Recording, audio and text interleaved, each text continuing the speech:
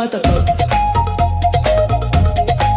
Isinusumpa ko sa ngalan ng lupa, isinusumpa ko sa ngalan ng dugo.